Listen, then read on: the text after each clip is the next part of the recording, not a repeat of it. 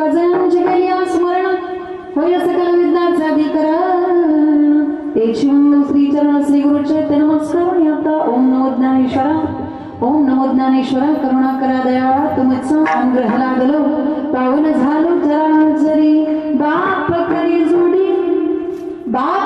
जोडी लेकुराचे ओढी आपुली कुरवंदी वाळोडी एकाएकी गेला विरासीचा धनी कडिये वागमुनी भारखांदी विठ्ठल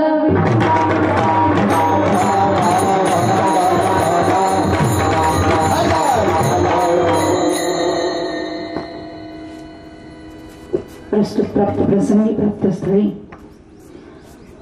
कीर्तन रूपी सेवेकरता घेतलेला अभंग वारकरी संप्रदायाच्या कलशस्थानी विराजमान असणारे जगद्गुरु जगद्वंदनीय श्रीमंत श्री तुकोबाराय यांचा बापाचं प्रेम, बापाचं अंतकरण, बापाचं कर्तव्य आणि बापाची जबाबदारी सांगणारा उत्कृष्ट असा 4 चरणाचा अभंग आज या ठिकाणी सेवेसाठी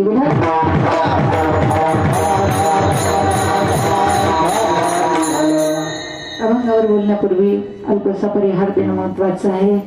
आज या ठिकाणी ज्या निमित्ताने आपण सर्वजण उपस्थित झालेला आहात ते निमित्त म्हणजे ज्या पिताश्रींचं या परिवारातील दायगुडे परिवारातील असणारे ज्येष्ठ पिताश्री वैकुंठवासी तात्या नामदेव शंकर दायगुडे या पिताश्रींच्या प्रथम वर्ष श्राद्धाच्या निमित्ताने आजची ही कीर्तन रूपी सेवा आहे. गेल्या काही महिन्यापूर्वीच त्यांच्याच बहिणीचंही वर्ष श्राद्ध झालं आणि आता त्यांच्याच भावाचं आजचं हे प्रथम वर्ष श्राद्ध. त्यानिमित्ताने आजची ही कीर्तन रूपी सेवा आमच्या या दायगुडे परिवाराने सुंदर अशा पद्धतीने आजच्या हे कीर्तनाचं नियोजन केलं. खरं पाहिलं तर खूप दिवसापासूनचा हा अट्टहास हे नियोजन आबांचे फोन सारखे यायचे की लवकर या पण नेमकं अडचण आली, आमची गाडीच बंद पडली, त्यामुळे आम्हाला दुसरी गाडी घेऊन यावी लागली आणि थोडासा उशीर झाला त्याबद्दल माफी असावी. आपलीच माणसं आहेत, आपल्याच माणसांनी थोडंसं समजून घ्यायला लागतं. गाडीच्या अडचणी असतात, आम्ही कशा पद्धतीने प्रवास करतो, रोडने येताना किती अडचणी असतात, इथपर्यंत येण्यासाठी कसं येतोय आमच्याच जीवाला माहित असतं. त्यामुळे किती जरी सांगितलं आम्ही जीव तोडून असं प्रॉब्लेम झाला तसं समजून घेणारे घेतात, नाही समजून घेणारे नाही घेत. पण या ठिकाणी थोडासा उशीर झाला त्याबद्दल माफी असावी. आणि आबांनी या ठिकाणी निमंत्रित केल्या परिवाराने त्याबद्दल आज खऱ्या अर्थाने आपल्या वडिलांच्या या वर्ष श्राद्धाच्या निमित्ताने 1 दिवसीय नाममहोत्सव सोहळ्याचं आयोजन करणं हा अट्टहास जीवनामध्ये आपल्या वडिलांसाठी करणं म्हणजे खऱ्या अर्थाने या मुलाच्या जीवनातला हा खूप मोठा पर्वकाळ आहे असं म्हणायला काही हरकत नाही. आपले वडील गेल्यानंतर त्यांच्या नावाने पिंडदान करणं, त्यांच्या नावाने वर्ष श्राद्ध करणं एक मुलाचं कर्तव्य आहे. आणि जो मुलगा आपल्या वडिलांसाठी एवढं काहीतरी करू शकतो खऱ्या अर्थाने ते मायबापाचे उपकार आपल्यावरती एवढे असतात की त्यांच्या चरणावरती मस्तक ठेवून आपण आपला प्राण जरी सोडला तरी ते उपकार आपल्याला कधी फेडता येत नाहीत. काय द्यावे त्याशी व्हावे उतराई ठेवी तो हा पायी जीव थोडा. म्हणून खऱ्या अर्थाने त्या वडिलांच्या आईच्या उपकारातून उतराई होण्यासाठी केलेला थोडासा प्रयत्न, केलेला अंशतः प्रयत्न म्हणजे वर्ष श्राद्ध असतं.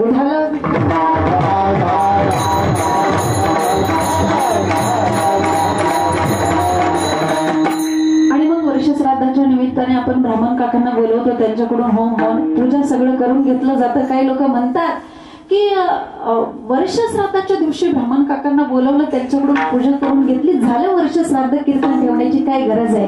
पण लक्षात घ्या, आपण ज्यावेळेस काकांना बोलवतो, काकांना बोलवल्यानंतर आपली त्यांच्या पाठीमागे घाईच सुरू असते. उरका लवकर पाहुणे रावळे येणारे असतात, त्यांना पाठवायचं असतं, बोलायचं असतं, त्यांचं बघायचं असतं. काकांच्या पाठीमागे आपली घाई सुरू असते. मग काका पण काही जास्त बारीक सारीक विचार करत बसत नाहीत.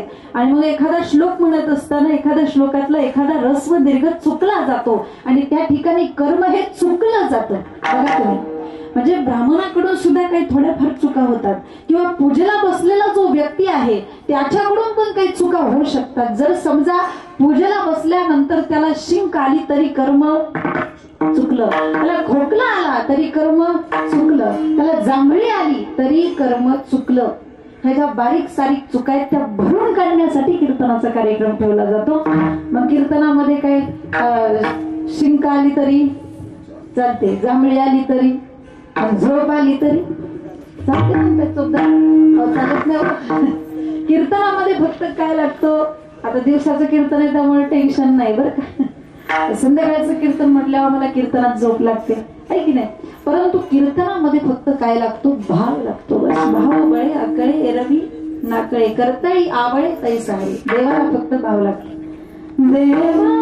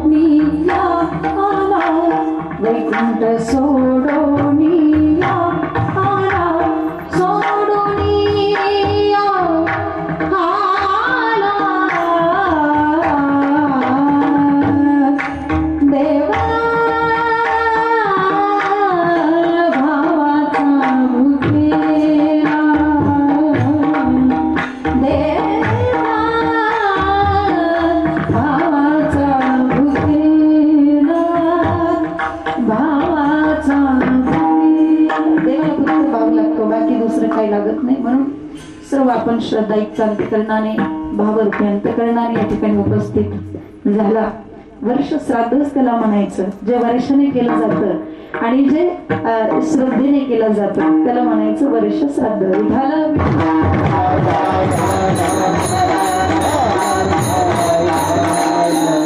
तुम्हाला सांगून जाईल, ज्याला मला वाटत असेल की देवाने आपल्यावरती प्रसन्न व्हावं, अगोदर तुम्ही तुमच्या आई वडिलांना प्रसन्न करायला शिका. तुम्ही जर तुमच्या आई वडिलांना प्रसन्न केलं तर देव तुमच्यावरती आपोआप प्रसन्न होत असतं. लक्षात ठेवा. पुंडलिकाने काय केलं, पुंडलिके काय केले, परब्रह्म उभे केले. आई वडिलाची सेवा केली, भगवान पांडुरंग परमात्मा होऊन पुंडलिकाला भेटायला आला. हा पुंडलिकाचा आदर्श देणारा महाराष्ट्र आहे, तुम्हाला माहिती. म्हणून कदाचित देवाला प्रसन्न केल्यानंतर गेलेले मायबाप पुन्हा नंतर मिळतीलच का नाही याच्यात कुठेतरी शंका आहे बरं का. देवाला प्रसन्न करा, गेलेले आईबाप पुन्हा मिळतीलच का नाही याच्यात कुठेतरी शंका आहे. पण आई वडिलांना प्रसन्न करा, देव तुमच्या आपोआप प्रसन्न. म्हणून जीवनामध्ये आई वडील आहेत तोपर्यंत त्यांना जपणं खूप महत्वाचं असतं, खूप महत्वाचं असतं. नाही तर जेद्या नाही अण्ण मेल्यावरती पिंडदान अशी खूप लोक आहेत. जिवंतपणे जपलं पाहिजे मायबापांना. बरं, त्यांना जपण्यासाठी असं काही लागत नाही, ते काही तुमच्याकडे 1-2 लाख रुपये मागत नाहीत. फक्त म्हातारपणामध्ये गोड बोलणं, म्हातारपणामध्ये गोड बोलणं हे आई वडिलांचं म्हातारपणातलं टॉनिक असतं, टॉनिक. ते आपल्याला त्यांना देता आलं पाहिजे. माऊलींची ओवी आहे, का माता बितरे धडन बोली संसारिक विश्वची आदरे मूर्खू जैसा. जी मुलं स्वतःच्या आई वडिलांना धड न बोली संसारी, धड नीट बोल सुद्धा शकत नसतील ना, त्या मुलांचा संपूर्ण जग जरी आदर करत असलं तरी माऊली म्हणतात मूर्खू जैसा विठाला.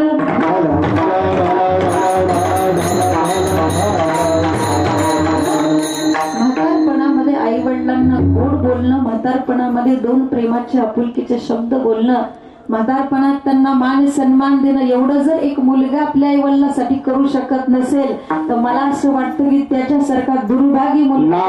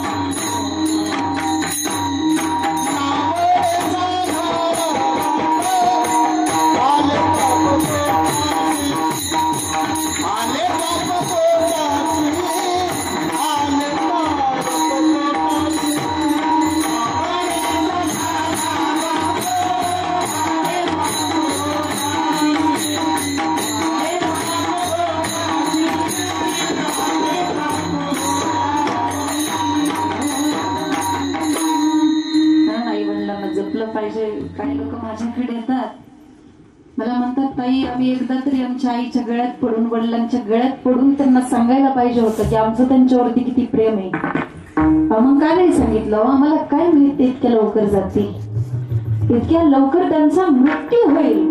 म्हणून एकदा का तुमचे मायबाप या मातीला निघून गेले ना, कितीही आई आई करा, कितीही बाबा बाबा करा, माती आड गेलेले मायबाप नंतर तुम्हाला ह्या डोळ्यांना पाहायला सुद्धा मिळणार नाही. ते पाहायला मिळतील ते फक्त फोटोमध्ये, फक्त फोटोमध्ये. म्हणून जिवंतपणे त्या मायबापांना जपलं पाहिजे. म्हातारपणात व्यवस्थित त्यांना बोललं पाहिजे, म्हातारपणात थोडासा वेळ त्यांना दिला पाहिजे बस. आणि जीवनामध्ये आई बाप म्हणजे प्रत्यक्ष देवाची रूप आहे. तुका म्हणे माय बाप ही देवाची रूप आहे, हे दैवत आहे खरं. तुम्हाला वाटत असेल कधी कधी पंढरपूरला गेलं पाहिजे, त्या पांडुरंगाचं दर्शन घेतलं पाहिजे. अहो तुमच्या वडिलांचं तुम्ही दर्शन घ्या, पांडुरंगाचं दर्शन घेतल्या समान आहे. तुम्हाला वाटत असेल पंढरपूरला गेलं पाहिजे, रुक्मिणी साहेबांचं दर्शन घेतलं पाहिजे, तुम्ही तुमच्या आईचं दर्शन घ्या, रुक्मिणीचं दर्शन घेतल्या समान आहे. तुम्हाला जर वाटत असेल तुळजापूरच्या देवीचं दर्शन घ्यावं तर तुम्ही तुमच्या बायकोचं दर्शन घ्या. सगळे बाहेर जायची काही गरज नाही. म्हणून माय बाप केवळ काशी त्याने न जावे तीर्थास, खऱ्या अर्थाने. म्हणून खऱ्या अर्थाने आई बापाचं महत्व कळणं आज कलियुगामध्ये खूप गरजेचं आहे असं मला वाटतं. आई घराचं मांगल्य असते तर बाप घराचं अस्तित्व आहे. म्हणून आई वडिलाचं जे प्रेम आहे ना ते ओळखता आलं पाहिजे. आईचं प्रेम आणि बापाचं प्रेम सारखंच आहे, अंतःकरण सारखंच आहे. फरक फक्त एवढा आहे, आईचं प्रेम कसं आहे, बापाचं प्रेम कसं आहे का. हृदयातलं प्रेम डोळ्यातलं अश्रू वाटे जी दाखवते तिला आई असं म्हणतात. पण हृदयातलं प्रेम हृदयातच झाकून ठेवतो त्याचं नाव बाप आहे. बापाला ओळखलं पाहिजे. मला असं वाटतं की बापाला ओळखण्यासाठी आपल्याला पण तेवढं मोठं अंतःकरण करावं लागेल. बऱ्याचशा ठिकाणी आईचं वर्णन केलेलं आहे. आमच्या तुकोबारायांनी बरेच अभंग आईविषयी लिहिलेले आहेत. जवळजवळ तुकोबारायांनी गाथ्यामध्ये 127 अभंग फक्त आईविषयी लिहिलेले. बऱ्याच कवींनी सुद्धा आईचं वर्णन केलं. आई माझी मायेचा सागर, बरेच कविता झाल्या. परंतु आईविषयी सांगणारे भरपूर भेटले, बापाविषयी सांगणारा कोण भेटला नाही. तुकोबारायांचा हा अभंग एवढाच एक अभंग बापाचं प्रेम सांगून जातो, बापाचं अंतःकरण काय हे सांगून जातं. बाप नेमकं करतो काय, बाप जोडी करतो, जोडी. बाप आपल्या मुलासाठी एक वस्तू जमावून ठेवतो, जोडी करतो. आणि हे करत असताना तो स्वतःच्या देहाचा सुद्धा विचार करत नाही. आपुली कुरवंडी वाळवडी, कुरवंडी म्हणजे हाडाची काढ करतो, रक्ताचं पाणी करतो बाप. कुणासाठी? लेकुराचे ओढी, आपल्या लेकरासाठी. आणि एवढं सगळं बाप कष्ट करून आपल्या लेकरासाठी कमावून ठेवतो. आणि लेकराने काही जरी कष्ट नाही केलं तरी त्या सगळ्या संपत्तीचा वारस तो मुलगा एका क्षणात होतो. एकी केला मिरासीचा धनी, कडिये वागवणी भार खांद. मग तो बाप आपल्या लेकराला लहानपणापासून त्याचे इतके लाड असतात, लहानपणापासून घालून या पाही डोळा अलंकार, ठेवा दावी थोर करून या. महाराज म्हणतात बाप आपल्या लेकरासाठी काहीही करू शकतो. तो बाप आपल्या लेकरासाठी संपूर्ण तारुण्य खर्च करतो, सर्वस्व ते आपल्या लेकराला देतो. आणि प्रसंगी आपल्या मुलासाठी जीव देण्याची जरी वेळ आली तरी जीव सुद्धा देण्याची तयारी कोणाची आहे? बापाची आहे. म्हणून तुकोबाराय म्हणतात, तुका म्हणे नेदी गांजू आणि काशी, उदार जीवाशी आपुलिया. आपल्या जीवावरती सुद्धा जो उदार होतो कोणासाठी? लेकरासाठी. म्हणून या एका अभंगामध्ये जगद्गुरु तुकोबारायांनी बाप सांगितला. बाप, मग बापाचं प्रेम कसं आहे मी तुम्हाला सांगेल. बापाचं हृदय, बापाचं अंतःकरण हे समुद्रापेक्षाही मोठं आहे. कशापेक्षा? समुद्रापेक्षा. जसं समुद्रामध्ये किती जरी नद्या येऊन मिळत राहिल्या तरी समुद्र आपली मर्यादा कधी ओलांडतो का?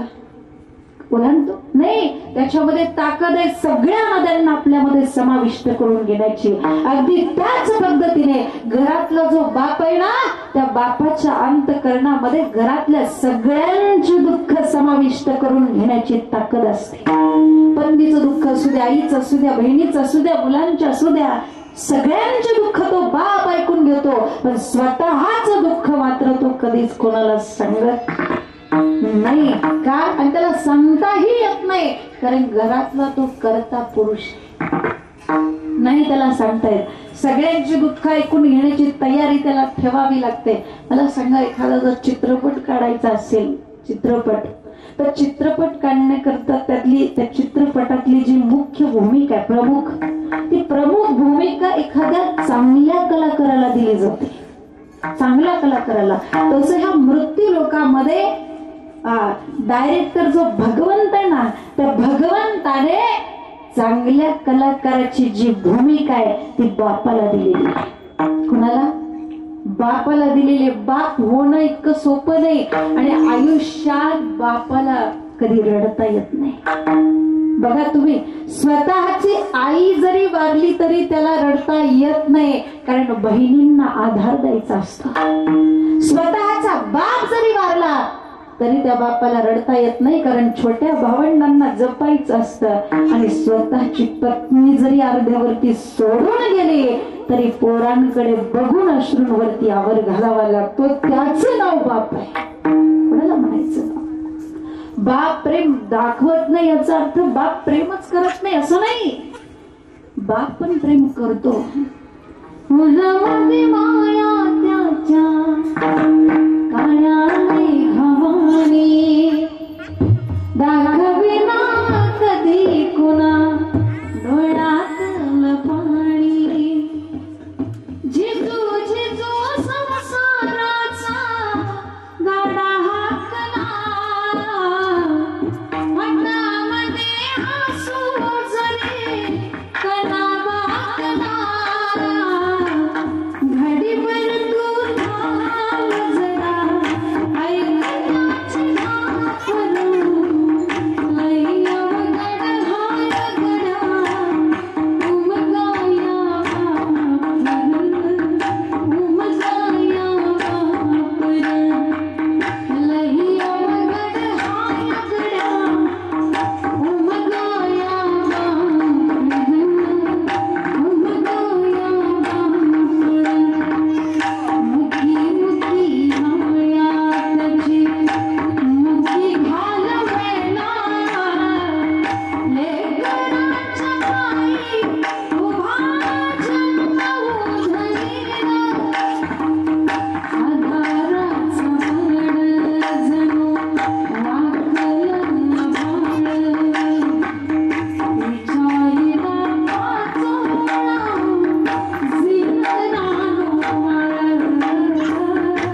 जिनरानो माळ. घडीभर तू थांब जरा, ऐकण्याची हाक करू. लई अवघड हाय गड्या, उमगाया बापर, उमगाया बापर. लई अवघड हाय गड्या, उमगाया बापर, उमगाया बापर.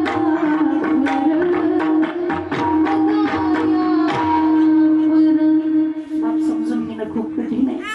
बापाला समजून घेण्यासाठी सुद्धा आपल्याला तेवढं मोठं अंतःकरण करावं लागतं. तुम्ही एकदा तुमच्या बापाकडे बघा, त्याच्या टाचा जळलेल्या चपलाकडे बघितलं की त्याचं प्रेम आम्हाला कळतं. त्याचं फाटकं बनियान बघितलं की कळतं आमच्या नशिबाची भूक त्याच्या बनियानला पडलेली आहे. त्याचा दाढी बांधलेला चेहरा त्याची काटकसर दाखवतो. आणि अनेकदा बघा तुम्ही, सणाला, प्रत्येक सणाला बाप आपल्या मुलांना नवीन कपडे घेतो, पण स्वतःसाठी मात्र नवीन ड्रेस कधी बापाने घेतला नाही. घरातली जुनी कपडे वापरायला काढतो बाप. बघा तुम्ही, काय फरक आहे बापामध्ये. बाप जीवनामध्ये स्वतःचा कधी विचार करत नाही, कधीच विचार करत नाही. मुलाने जर का थंडीचं नवीन स्वेटर मागितलं, बाबा मला नवीन स्वेटर घ्यायचंय, पैसे द्या, तर बाप त्या मुलाला विचारतो, की बाळा तुझा जुना स्वेटर मला घालायला देशील का, मी तुला नवीन स्वेटर घेतो. अक्षरशः डोळ्यात पाणी यावं त्या बापाचा विचार केल्यानंतर. बाप मुलाला कुठं काहीच कमी पडून देत नाही. बाप मुलाला पैसे देतो, मुलीला पैसे देतो, स्वतः मात्र घरातला दाढीचा साबण संपला म्हणून आंघोळीच्या साबणाने दाढी खरवडतो, त्याचं नाव बाप आहे. आणि अनेकदा तो आजारी जरी पडला तरी पटकन दवाखान्यात जात नाही. का जात नाही? आणि तो आजारपणाला मुळीच घाबरत नाही. तो घाबरतो कशाला? तर डॉक्टर मला एखादा महिना का होईना पण आराम करायला सांगते, याची त्याला भीती वाटते. का? पोरीचं लग्न, पोराचं शिक्षण अजून बाकी असतं, घरामध्ये उत्पन्नाचं दुसरं साधन नसतं, ऐपत नसते, तरी पण मुलाला बाहेर मोठ्या कॉलेजला ऍडमिशन घेऊन देतो बाप. का? मुलाने भरपूर शिकलं पाहिजे. आणि आपला मुलगा शिकतोय त्यामुळे तो बाप जर महिन्याला दुसऱ्याच्या मोलमजुरी करून त्या मुलाला प्रत्येक महिन्याच्या तारखेला पैसे पाठवतो. मुलगा शिकला पाहिजे, पण तारखेला पैसे आले की सगळीच नसली तरी काही मुलं अशी असतात की ज्या बापाने पैसे पाठवले ना, मित्रांना परमिट रूम मध्ये पार्ट्या देतात. आणि ज्या बापाने पैसे पाठवले त्याच बापाच्या नावाने एकमेकाला हाका मारतात, वडिलांची टिंगल करतात. त्या वडिलांच्या कष्टाचं चीज आपण काय करतो त्याचा विचार केला पाहिजे. आणि म्हणून लक्षात घ्या, बाप घराचं अस्तित्व आहे. बाप गेल्याशिवाय बापाचा आधार समजत नाही, बापाची किंमत कळत नाही. आपला बाप कितीही वयस्कर असू द्या, तो जर का आपल्या जीवनातून अचानकपणे निघून गेला ना, अचानकपणे, तर सहज आपल्या मुखातून उद्गार बाहेर पडतील, अरे केवढा मोठा आधार गमावून बसलो मी, किती मोठा आधार होता माझा बाप. बाप किती वयस्कर असू द्या, बाप म्हणजे घराचं अस्तित्व आहे, अस्तित्व. नाही म्हणजे घराचं मांगल्य. ज्या घरामध्ये बाप जिवंत आहे त्या घराकडे वाईट नजरेनं बघण्याची कुणाची हिंमत होत नाही. का? कारण घरातला कर्ता अजून जिवंत आहे आणि तो जरी काही करत नसला तरी तो त्या पदावरती आहे आणि घरच्यांचं कर्म तो बघतो. मग तो कसाही असू द्या, मुका असू द्या, बहिरा असू द्या, आंधळा असू द्या, अंतुरणावरती पडलेला असू द्या, पण आहे याला खूप महत्व आहे, आहे याला खूप महत्व आहे. मला सांगा, आईच्या असण्याला किंवा आईच्या होण्याला बापामुळेच अर्थ आहे ना. कोणाचा तरी मुलगा होणं टाळता येत नाही, पण कोणाचा तरी बाप होणं टाळता येतं. पण बाप कधीच बाप व्हायला टाळत नाही, तो त्याची जबाबदारी आनंदाने स्वीकारतो. सांगितलं बाप होणं इतकं सोपं नाही. पण आपल्याला कसं वाटतं की आपल्याला आपली आई जवळची जास्त वाटते असं वाटतं. एखादा लहान मुलगा असला ना, शपथ जरी घ्यायची असली तरी तो आईची शपथ घेतो, बापाची घेत नाही. बरोबर, आई आपल्याला जवळ वाटते. आपल्याला थोडस जरी लागलं, चटका बसला, ठेच लागली तर आई ग असा शब्द आपल्या मुखातून बाहेर पडतो. कारण आईचं त्या लेकराचं नातंच तेवढं जवळच आहे. ठेच लागे माझ्या पायाला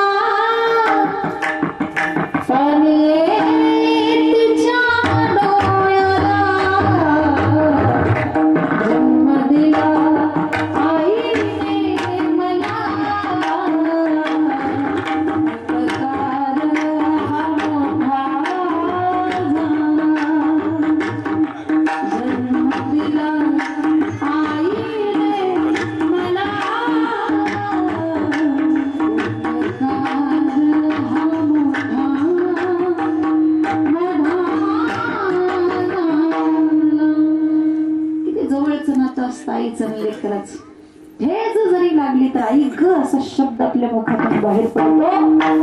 मोठा हायवेचा रस्ता क्रॉस करत असताना, एखादा हायवेचा रस्ता क्रॉस करत असताना अचानक आपल्या समोर येऊन एखाद्या गाडीने अचानक ब्रेक दाबावा, त्यावेळेस बाप रे हाच शब्द आपल्या मुखातून बाहेर पडेल. कारण छोट्या छोट्या संकटासाठी आई चालते, पण मोठी मोठी वादळं पेलताना बापाचीच आठवण होते ना.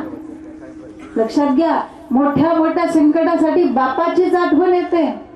काय पडतंय ना, घरातल्या जे मंडळी असतात ना, कुठलाही मंगल प्रसंग असू द्या, लग्न असू द्या, कोणाचा बारसा असू द्या, त्या मंगल प्रसंगी घरातली सगळी मंडळी जातात, पण मैताच्या वेळेस मात्र बापाला जावं लागतं ना, बापाला जावं लागतं. अहो कुठलाही बाप असू द्या, आपल्या श्रीमंत मुलीच्या घरी उभ्या उभ्या का होईना पण चक्कर मारून येतोच, कारण त्या बापाचं लेकीचं नातच तसं आहे. ते आपल्या मुलाच्या नोकरीसाठी साहेबा पुढे लाचार होणारा बाप खरंच किती ग्रेट असतो.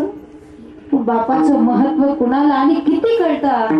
लहान वयातच वडील निघून गेल्यानंतर किती मोठ्या मोठ्या जबाबदाऱ्या किती लहान लहान वयात पेलाव्या लागतात.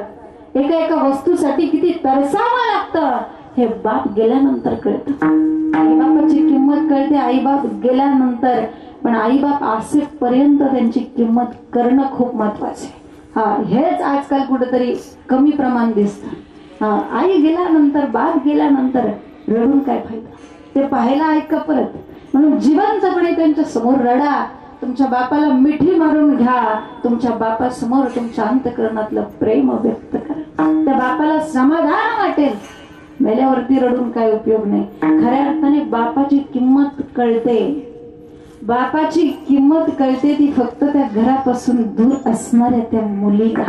बघा तुम्ही, मुलीचं जर का लग्न झालं ना तर मुलगी पहिला फोन आपल्या वडिलांना करते आणि वडिलांचा बदललेला आवाज ती मुलगी एका क्षणात ओळखते आणि मग 17 प्रश्न विचारायला सुरुवात करते. मुलगी वडिलांना जाणते, मुलगी वडिलांना जपते आणि घरातल्या त्या बापाला असंच इतरांनी सुद्धा जपावं ही बापाची किमान अपेक्षा असते. सध्या ज्या बापाने संपूर्ण तारुण्य आपल्या लेकरासाठी दिलं, सर्वस्व आपल्या लेकरासाठी खर्च केलं आणि प्रत्येक बापाला वाटतं, प्रत्येक आईला वाटतं, आम्ही ज्या परिस्थितीतून गेलो, आमच्या वाट्याला जे अडचणी आल्या, आमच्या वाट्याला जी दुःख आली, जी संकट आली, ती आमच्या लेकराच्या वाट्याला कधीच येऊ नये. म्हणून जो बाप रात्रंदिवस कष्ट करतो आणि आपल्या मुलाला संकट येऊ नये, जीवनामध्ये जगत असताना कुठली आर्थिक अडचण भासू नये म्हणून रात्रंदिवस कष्ट करतो, सगळं काही मुलासाठी करून ठेवतो आणि शेवटी जाताना काय नेता येतं हो त्याला, सगळं काही आपल्या लेकरासाठी सोडून जातो. म्हणून महाराज अभंगाच्या प्रथम चरणामध्ये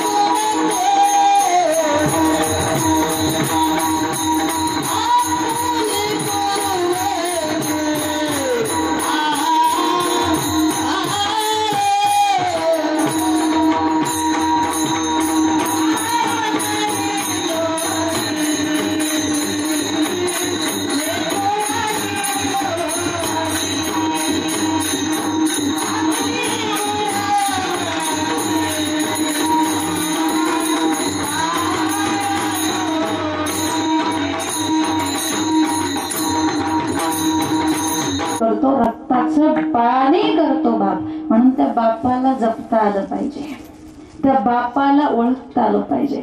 मुलीचं आणि वडिलाचं नातं फार जवळचं आहे. बापाचं आणि मुलीचं नातं शब्दामध्ये सांगणं तसं फार कठीण आहे, परंतु तळ हाताच्या फोडाप्रमाणे जपलेल्या आपल्या लेकीला परकेच्या हातात देताना बाबा किती तुटत असेल ना, हे अर्थ वेदना होत असतील त्याला. लेक जर घराची सौख्य असेल तर त्या सौख्याचं पावित्र्य तिचा बाबा असतो. संस्कार देणारी जरी आई असली तरी ते संस्कार जपणारा बाबा असतो. संयम देणारी जरी आई असली तरी खंबीर बनवणारा बाबाच असतो. लहानपणी बोटाला धरून चालायला आपल्याला कुणी शिकवलं? आपल्या बापाने शिकवलं. लहानपणी बोटाला धरून चालायला शिकवणारा बाबाच होता, बाबाच होता. कामावरून येताना रोज न चुकता खाऊ आणणारा सुद्धा बाबाच होता. लक्षात आपले वडीलच होते. लेकीचं मुलीचं नातं फार गोड आहे. ज्यावेळेस मुलगी घरामध्ये जन्माला येते ना, त्यावेळेस बापाला खूप आनंद होत असतो. आणि त्या मुलीच्या पायामध्ये वाजणारं ते छुमछुम असणारं जे डोंगराचं पैंजण असतं ना, ज्यावेळेस ती मुलगी ते पैंजण घालून अख्ख्या घरभर फिरते आणि त्या पैंजणांची छुमछुम त्या बापाच्या कानावरती जाते ना, त्यावेळेस त्या बापाला जगातला सगळ्यात मोठा आनंद होत असतो. त्या बापाचं अंतःकरण मोठं होत असतं, मोठं होत असतं. बाप आपल्या लेकीच्या सुखासाठी झटतो. बघा तुम्ही दुकानामध्ये गेल्यानंतर, कापड दुकानामध्ये गेल्यानंतर कधी निरीक्षण करा, आईने जर का कमी किमतीचा ड्रेस काढला तर हळूच आपल्या लेकीला विचारून भारी किमतीचा ड्रेस घेणारा कोण आहे? आईने जर का काही काम सांगितलं तर तिला दरडावणारा सुद्धा कोण आहे? माझ्या लेकीला काही काम सांगायचं नाही, उद्या जर का ती दुसऱ्याच्या घरी गेली तर तिला कामच करावं लागणार आहे, म्हणून माझ्या लेकीला इथं काम सांगायचं. आपल्या लेकीच्या प्रत्येक सुखासाठी झटणारा कोण आहे? बाबाच आहे. आणि शेवटी मुलगी म्हणजे परक्याचं धन, हे कटू सत्य पचवणारा सुद्धा कोण आहे? बाबाच आहे, बाबाच आहे. पण ज्या वेळेस ती मुलगी माहेरचा उंबरटा ओलांडून सासरी जायला निघते ना, त्यावेळेस धस धसा रडतो तो बाप. दिल्या घरी सुखी राहा असं म्हणताना आतून तुटतो, आतून खचतो. त्याचं नाव बाप आहे, त्याचं नाव बाप आहे. इतकं सोपं नाही. ज्या लेकीला 20-25 वर्ष जीवाच्या पलीकडे सांभाळलं, तिला एका क्षणात परक्याच्या हातात देताना त्याचं हृदय काय तुटत असेल हे कल्पना सुद्धा करता येत नाही. लक्षात घ्या, हे बाप झाल्यानंतरच कळतं.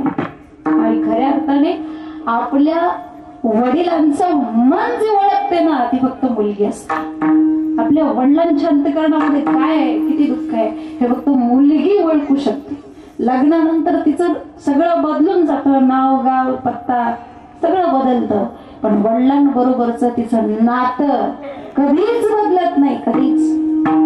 शेवटपर्यंत प्रत्येक मुलगी आपल्या वडिलांची लाडकीच असते, लाडकीच असते. मला असं वाटतं, म्हणजे मुलामध्ये मुलीमध्ये भेदभाव नाही, पण मला असं मुलगी लाडकीच असते बापाची. लक्षात खऱ्या अर्थाने वडिलांना मुलगी जपते, घरापासून लांब जरी असली तरी. आणि मुलगी निस्वार्थपणे सगळ्यावरती प्रेम करत असते. निस्वार्थपणे आपल्या वडिलांवरती, आपल्या आईवरती, आपल्या भावावरती, आपल्या बहिणीवरती निस्वार्थ प्रेम करणारी मुलगी असते.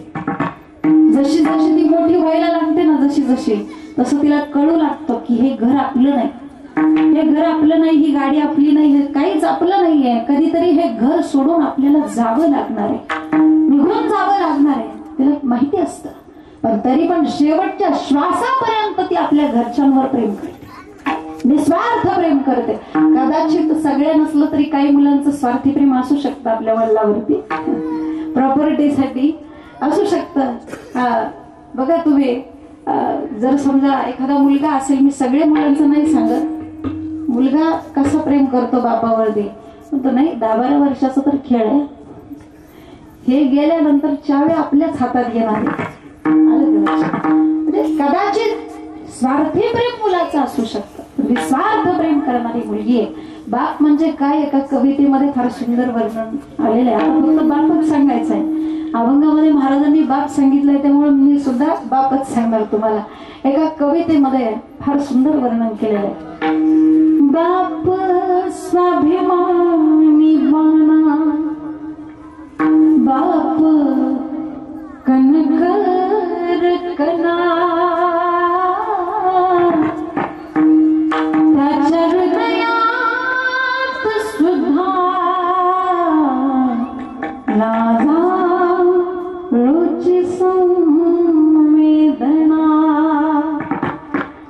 बाप तलवारी ढाल, बाप पेटते मशाल, बाप जागतो म्हणून घर झोपते खुशाल.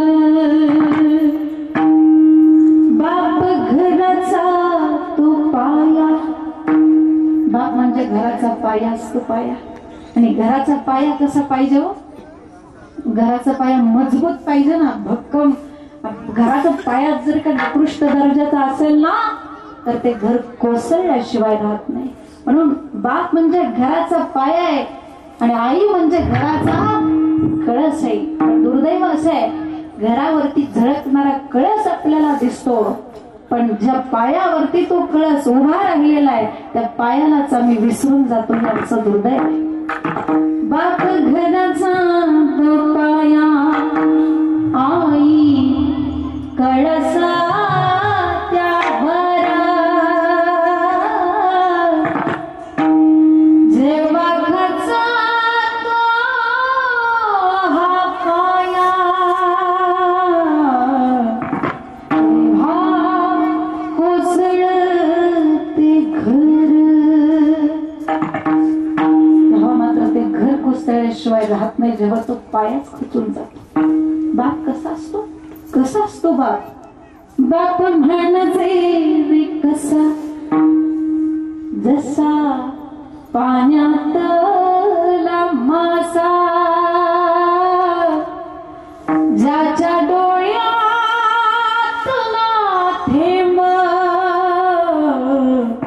कोणा दिसणार कसा. बाप आपल्याला रडताना कधीच दिसत नाही, कधीच दिसत नाही. तो त्याचे सगळे अश्रू फक्त एका क्षणासाठी रोखून ठेवतो आणि तो क्षण म्हणजे बाप साठवतो अश्रू, वाट पाही त्या क्षणाची, जन्मभराचे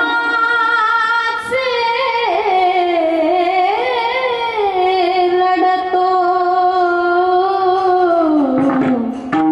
वेग जाताना सासरी. मुलगी सासरी जाताना मात्र तो आपल्या अश्रूंना ओढू शकत नाही, आपल्या अश्रूंना रोखू शकत नाही. तुमचं आमचं सोडा, पण कन्मासारखे मोडी रडले शकुंतलेसाठी आणि जनकासारखे विदेही रडले सीतेसाठी. आपण तर कोण आहे? कितीही कठोर अंतःकरणाचा बाप असू द्या, आपल्या मुलीच्या लग्नात रडतो बाप. आणि म्हणून बापाचं प्रेमच वेगळं असतं, बापाचं प्रेमच वेगळं.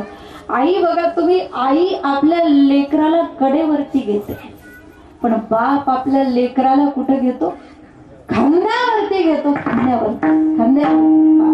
पण याचं पण एक शास्त्र आहे बरं का.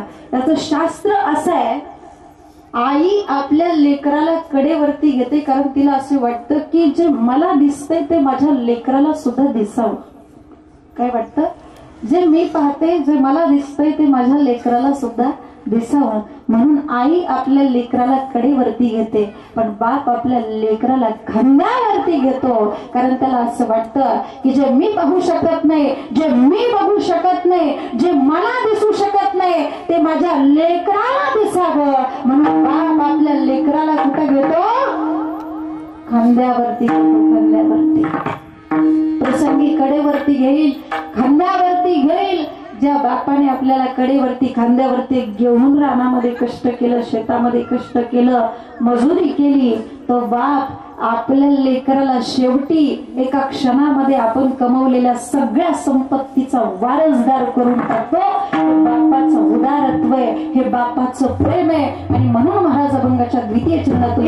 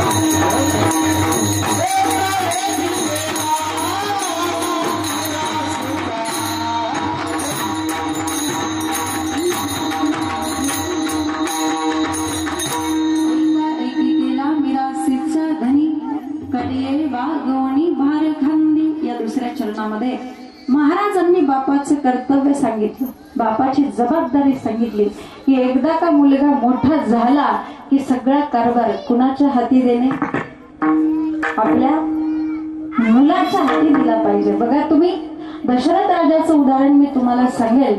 दशरथ राजाने एकदा आरशामध्ये बघितलं तेव्हा दशरथ राजाला त्यांच्या कानाजवळचा फक्त एकच केस पिकलेला दिसला. किती? फक्त एकच केस. लगेच निर्णय घेतला, दुसऱ्या दिवशी राज्यकारभारावरती मुलांना बसवायचं गादीवरती. लगेच निर्णय घेतला. एकच केस पिकलेला होता. आता एकच. आपली सगळी पिकली तरी आपण काही चाव्या सोडायला तयार नाही. कलप केला. ते म्हणाला आता सिस्टीम आली, कलप केली की काही कळतच नाही. पण नैसर्गिक ते परत पांढरं होणारच. आलं का लक्षात? बापाची जबाबदारी सांगितली. एकदा का मुलगा मोठा झाला की कारभार कुणाच्या हातात दिला पाहिजे? मुलाच्या हातात दिला पाहिजे. हे बापाचं काय कर्तव्य आहे. पण तुम्हाला कधी असं वाटतं की आता आपला मुलगा मोठा झालाय, आता कधी वाटतं मुलाच्या हातात सगळं आता दिलं पाहिजे? तुम्ही व्यवहारिक प्रश्न आहे हा. कधी वाटतं तुम्हाला आता तुमचा मुलगा मोठा झालाय, आता मुलाच्या हातात सगळं दिलं पाहिजे? पण मुलगा मोठा झालाय असं कधी तुम्हाला वाटतं? साधी सोपी गोष्ट आहे. आपली चप्पल मुलाच्या पायात बसली की समजायचं मुलगा मोठा झाला. म्हणून मुलगा का मोठा झाला की कारभार मुलाच्या हातात दिला पाहिजे. एकी केला मिरासीचा धनी. मुलाने काही जरी कष्ट नाही केलं तरी तो मुलगा एका क्षणात त्या संपत्तीचा वारस होतो. हे बापाचं उदाहरण आहे. बघा तुम्ही जर एखाद्या गावामध्ये एखादे शेठजी असतील, शेठजी आले की ते शेठजीचं वजन असतं. सगळे लोक म्हणतात शेठजी आले. पण काही दिवसानंतर त्यांचं वय झालं आणि त्यांनाही अलौकिकची यात्रा सोडून जावं लागलं. आता मला सांगा, गादीवरती कोण बसलं? गादीवरती बोल, मुलगा बसला. आता लोक शेठजी कोणाला म्हणणार? मुलालाच म्हणणार ना. पण मुलाने काय कष्ट केलंय का? मुलाने काय मेहनत केली का? आयत्या पिठावर गुटाचे असतात. पण आता सेठजी कोण झाले? मुलगा झाला. एका एकी केला मिरासीचा. मुलाने काही जरी कष्ट नाही केलं तरी मुलगा एका क्षणात त्या प्रॉपर्टीचा वारसदार होतो. हे बापाचं प्रेम आहे, हे बापाचं उदार अंतःकरण आहे, हे बापाचं उदारत्व आहे. म्हणून लक्षात घ्या, बाप जीवनामध्ये गेल्याशिवाय कळत नाही. बापाचा आधार खूप महत्वाचा असतो. बापाच्या श्रीमंतीला महत्व नसतं, बापाच्या आधाराला महत्व असतं. जर बापाने कधी कधी अंगावरती कपडा नीट घातला नाही, माझ्या डोळ्यातली आसव कुणी मायेनं पुसताना, माझ्या डोळ्यातली आसव कुणी मायेनं पुसताना, उरी हुलक दाटतोया गोष्ट बापाची सांगताना, उरी हुलक दाटतोया गोष्ट बापाची सांगताना. त्याच्या हातात सजराला किती ठिकाण जगलाली, उभ्या आयुष्याला कशी कातरी लावली, उभ्या आयुष्याला कशी कातरी लावली. मला मुली बाबा म्हणताना, मुली हुंडका दाटतोया गोष्ट बापाची सांगताना, मुली हुंडका दाटतोया गोष्ट बापाची सांगताना. ज्या बापाने लहानपणी आपले किती लाड पुरवले. आपण प्रत्येक जण ज्यावेळेस लहान होतो ना, आता बघा परत मुलगा लहान झाला, कृष्णासारखं लहान झाला. मुलगा ज्यावेळेस लहान असतो ना, लहान असताना बघा प्रत्येक मुलगा लहानपणी गोंडच दिसत असतो. तो प्रत्येक जण लहानपणी गोंडच दिसत असतो. आणि लहानपणी त्या लहान मुलाच्या अंगावरती असे बरेचसे अलंकार असतात बघा. कमरेला साखळी असते, पायामध्ये ते छुमछुम वाजणारं पैंजण असतं. त्यानंतर आई जेव्हा त्याला चांगली नावधू घालते, म्हणजे ज्यावेळेस त्याला आंघोळ घालते, आंघोळ घातल्यानंतर आई त्याला मस्त असं नटवते, पावडर लावते, काजळ लावते. बरं ती काही एक ठिकाणी लावते का? दोन्ही गालाला, इथं कपाळाला, हाताच्या दोन्ही तळव्याला, पायाच्या दोन्ही तळव्याला, कुठली जागा रिकामी ठेवत नाही का? आई आपल्या लेकराला काजळ का लावते? कारण माझ्या लेकराला कोणाचीही दृष्ट लागू नये, माझ्या बाळाला कुणाची नजर लागू नये, म्हणून आई आपल्या लेकराला काजळ लावते. आणि ज्यावेळेस आई त्या मुलाला असं मस्त सजवते, नटवते, त्यावेळेस बाप येतो आणि त्या कौतुकाने त्या मुलाला असं पटकन उचलून घेतो, त्याची पापी घेतो. वाह, माझं लेकरू काही कृष्णासारखं दिसतंय. हे कौतुक फक्त कुणाला आहे? शेजारच्याला नाही, हे बापालाच आहे कौतुक. बापाला जेवढं आपल्या लेकराचं कौतुक वाटतं तेवढं कुणालाच वाटू शकत नाही. आणि म्हणून जगद्गुरु तुकोबा या अभंगाच्या 3ऱ्या चरणात सांगतात,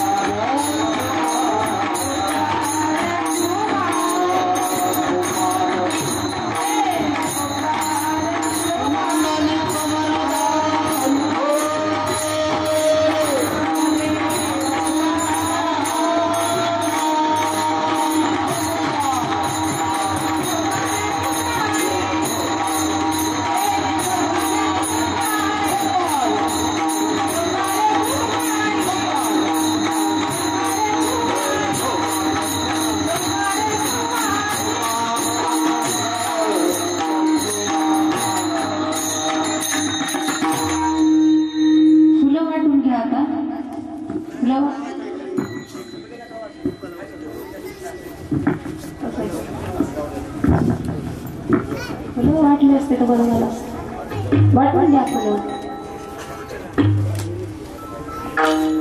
बाप करी जोडी लेकुराचे ओढी आपली कुरवणी वाळवणी एकाएकी गेला मिरासीचा धनी करिये बागवणी भार घालणे घालवणिया बाही डोळा अलंकार ठेवा दावी थोर करुणिया एकाएकी केला मिरासीचा धनी कडिये वागवणी भार घालणे. बाप आपल्या लेकरासाठी काय करू शकतो. बघा तुम्ही एखादा मुलगा फार खोडकर असेल, लहान मुलं जरा खोडकर असतात. जर एखादा मुलगा खोडकर असेल ना तर बाप त्याला असं उचलून घेतो एका विहिरीच्या कडेवरती आणतो आणि बाप त्या मुलाला म्हणतो, बघ जर आता तू नंतर खोडी केलीस तर मी तुला या विहिरीत ढकलून देईल बरं. बाप असं म्हणायचं आणि तो मुलगा मोठमोठ्याने हसायचा. पुन्हा बाप म्हणायचा, जर आता तू नंतर खोडी केलीस तर मी तुला या विहिरीत ढकलून देईल बरं का. पुन्हा ते पोरग मोठमोठ्याने हसायचं. बाप कंटाळला. बाप म्हणाला, अरे मी मगाचपासून तुला म्हणतोय विहिरीत ढकलून देईल विहिरीत ढकलून देईल आणि तू खुशाल हसतो. मुलगा म्हणतो, कारण बाबा मला माहिती आहे तुम्ही असं करणारच नाही, कारण मला माहिती आहे मी तुम्हाला एकुलता एकच आहे. आणि आता एकुलता एक असलं किती लाड असतो किती प्रेम असतं तुम्हाला सांगायची काय गरज आहे का. आम्ही पण मुलं सांभाळतो 30-40 मुलं, त्यामुळे आम्हाला तर चांगलंच माहिती आहे. मुलावरती प्रेम नक्कीच केलं पाहिजे, मुलांवरती जीव नक्कीच लावला पाहिजे, पण मुलांचे लाड कधी करायचे नाही लक्षात ठेवा. कारण हे लाड कधीतरी महागात पडल्याशिवाय राहत नाही. जरा समजा एखादा मुलगा भांडणामध्ये असेल, भांडण करतोय, कुणीतरी घरी येऊन सांगते की तुमचा मुलगा भांडणात आहे, मुलांसोबत भांडण करतोय. बाप जेवताना तसाच त्या जेवत्या ताटावरून उठतो आणि त्या ठिकाणी येतो. इतका पळतो दम भरेपर्यंत त्या ठिकाणी आल्यानंतर तो बाप त्या मुलांना हात जोडून विनंती करतो, बाबांनो माझ्या मुलांकडून काय चुकलं असेल तर मी त्याच्या वतीने तुमची माफी मागतो. तुम्हाला जे काही करायचं ते माझं करा, पण माझ्या लेकराला तुम्ही हात लावू नका. फक्त एवढं प्रेम बापच करू शकतो, जो स्वतःच्या देहाचा विचार तर नाहीच करत, पण वेळ आली तर जो स्वतःच्या जीवाचा सुद्धा विचार करत नाही तो बाप आहे. म्हणून जगद्गुरु तुकोबाराय शेवटच्या चरणात सांगतात,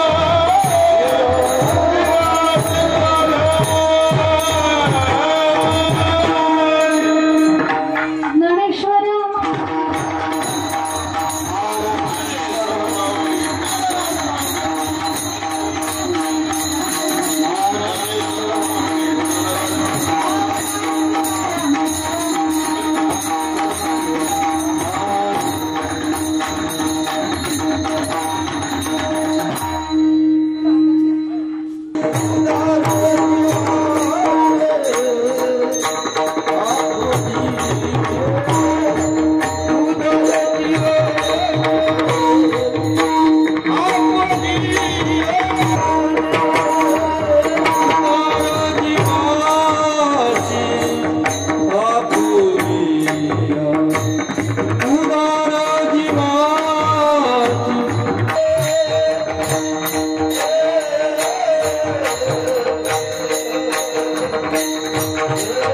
करे जोडी लेकुराची ओढी आपुली गुरवंडी वाळवणी एकाएकी केला मिळासी चालणी कडे वागवणी भार खांदी त्यावंगावरती अल्पशा वेळेमध्ये थोडक्यात भावार्थ मांडण्याचा प्रयत्न केला. पुण्यस्मरणाच्या निमित्ताने या ठिकाणी सर्वांना तुम्हाला निमंत्रित केलं. सर्वांचे या ठिकाणी आभार. या ठिकाणी असणारे आमचे या धायगुडे परिवारातील वैकुंठवासी पिताश्री ज्यांना तात्या असं म्हणायचो आपण, नामदेव शंकर धायगुडे, तर यांच्या प्रथम वर्ष श्राद्धाच्या निमित्ताने आजही कीर्तनवृत्ती सेवा या ठिकाणी संपन्न झाली. आणि आज आपण बघतो कलियुगी उद्धार हरीच्या नामे. आज हे नामस्मरण त्यांच्या वर्ष श्राद्धाच्या निमित्ताने झालं.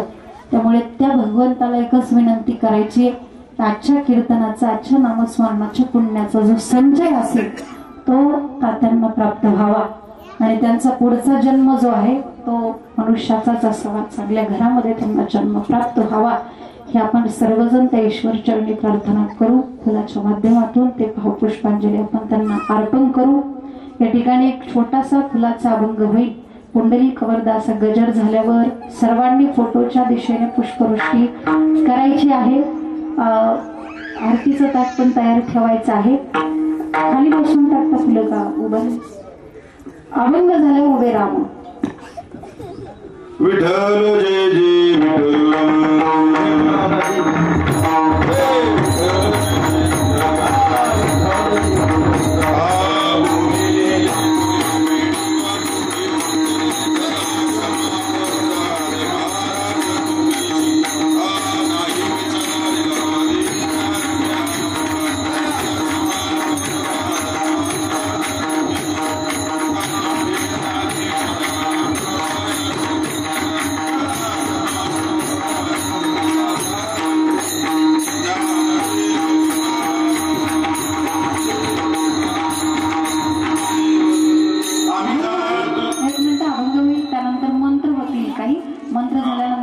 पुष्पवृष्टी करायची.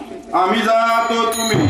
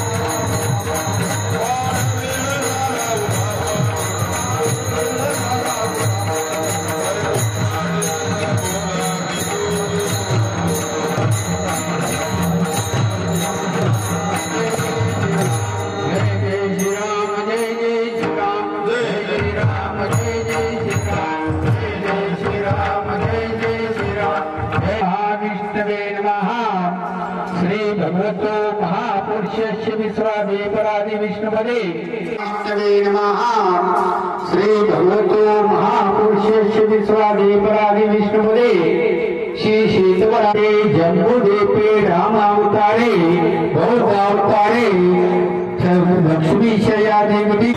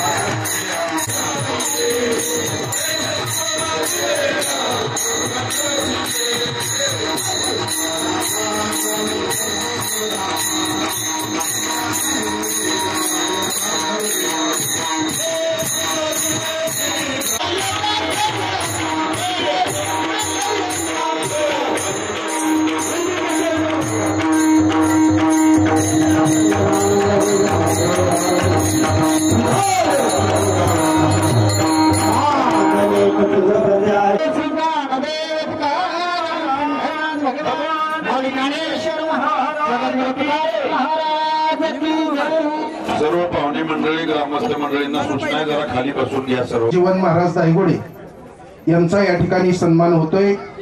त्याचप्रमाणे या ठिकाणी सन्मान होतोय. माऊली महाराजांनी त्याचा स्वीकार करावा अशी त्यांना विनंती आहे. त्याच कुटुंबातल्या लोकांनी पुढे यांच्या वतीनं त्यांना श्रीफळ देऊन या ठिकाणी सन्मानित करीत आहोत. कृपया महाराजांनी त्याचा स्वीकार करावा. कीर्तनातील यांचा या ठिकाणी सन्मान होतोय, त्यांनी त्याचा स्वीकार. यांनी ते हरिभक्तपरायण महादेव महाराज नानावरे यांचा या ठिकाणी सन्मान होतोय. हरिभक्तपरायण तात्या महाराज दायगोडे यांचा या ठिकाणी सन्मान होतोय. हरिभक्तपरायण कुंडलिक महाराज दायगोडे यांचा या ठिकाणी सिद्धांतबोध मंडळाचा या ठिकाणी सन्मान होतोय. तो मंडळातर्फे एका प्रतिनिधीने त्याचा सन्मान स्वीकारावा. हरिभक्त घोडके महाराज यांना या ठिकाणी श्रीफळ देऊन सन्मानित करण्यात येत आहे.